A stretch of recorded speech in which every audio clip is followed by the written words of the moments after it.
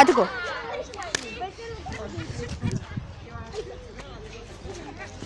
Hai, Cata, aș la minge. Hai, bă, da.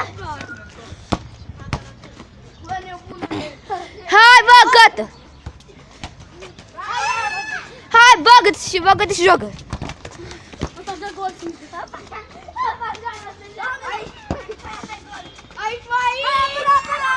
Gol!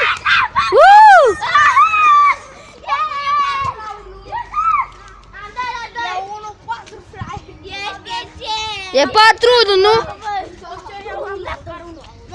Bogdan, am dat-o! Eu sunt de partea lui Catalin. Bă, sunt de partea voastră. Bă, și cum am dat? Am dat cu mingea prin găurică. Da. Era o găurică de minge. Face acum. Bă, sunt de partea voastră. Ce echipă sunteți? Steaua. Atunci da. Eu joc cu Dinamo. Eu cu Steaua. Un așa. Deci, bă, ăla îl pe Begali. Ești pe Begali. Da. Begali i-a făcut Steaua. Deci cu el trebuie să ții. Deci știi cu Begali, bă. Hai, Cata, bagă mingea. Așa.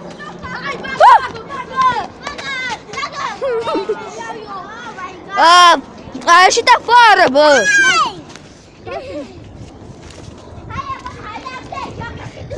A luat mingea, a luat-o. A luat-o. Gol? 5-1.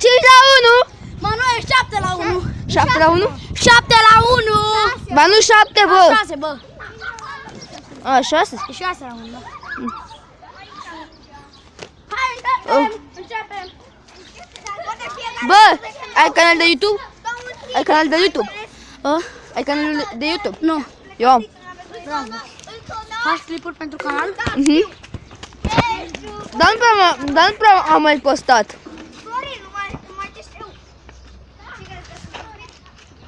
Fiindcă sunteți verișori. Sunteți verișori. La mulți ani. La metri. Dacă mai încolo. Dacă mai încolo. Dați-vă mai încolo. Dați-vă mai încolo. Gol! Gol, Cata! Bravo! Hai că joc și eu. Eu sunt gata, dau